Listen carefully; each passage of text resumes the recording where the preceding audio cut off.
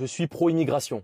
Enfin, du moins, je l'étais jusqu'à ce que. Refuser l'immigration illégale en masse pour le Maroc, mais l'accepter pour la France, si c'est pas de l'hypocrisie. En effet, pendant toute ma jeunesse, on m'a toujours dit que l'immigration c'était bien, que les pauvres immigrés ils venaient de la misère, qu'ils étaient dans la merde, qu'il fallait les aider, qu'il fallait ouvrir toutes les frontières et accueillir tous les immigrés parce que ces gens-là étaient démunis. Ouais, alors je sais que même ça, en fait, même quand j'étais plus jeune et un peu plus naïf, je ne croyais pas déjà à cette narrative, hein, parce que c'est un secret pour personne. Si t'accueilles toute la misère du monde, bon, bah, ça va être compliqué de gérer ça, quoi. Et tu sais, je blâme même pas les immigrés qui viennent ici de manière illégale, qui veulent avoir une meilleure vie, tu vois. Parce qu'en vrai, si j'avais été à leur place, j'aurais fait la même chose, tu vois. Maintenant, mon problème, il est un peu plus vers les personnes qui, effectivement, commettent des crimes. Là, je pense qu'on peut les blâmer et j'ai aucun souci à le faire. Mais si j'ai des personnes à pointer du doigt, c'est sans doute ceux qui ont, j'ai l'impression, la traîtrise ancrée jusque dans leurs veines. Vous savez de quelle partie je parle, évidemment LFI, et aussi leurs adhérents qui, visiblement, on leur a inculqué, mais c'est aussi leur responsabilité, la haine de soi-même. Et c'est vrai que les plus à même à être critiqués, je pense sincèrement que c'est eux, quoi. Mais alors pourquoi est-ce que je vous dis que j'étais pro-immigration et que je ne le suis plus?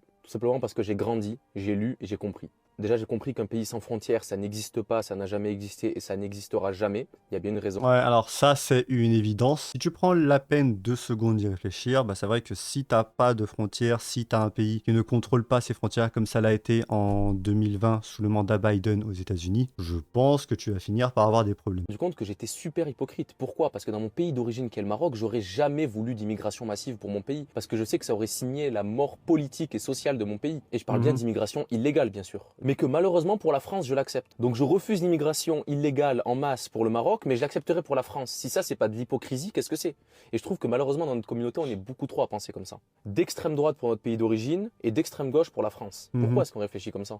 Donc oui, je suis anti-immigration illégale, je suis pro-frontière, mais attention, je suis pro-frontière pour la France, je suis pro-frontière pour le Maroc, mais je Mhm. suis aussi pro-frontière pour la Palestine. Ça, c'est très important pour les hypocrites, qui sont Mhm. anti-frontières pour la France, mais qui sont pour les frontières en Palestine. Voilà, donc dites-moi ce que vous en pensez. Est-ce que vous pensez que je suis un vilain d'extrême droite à penser ça?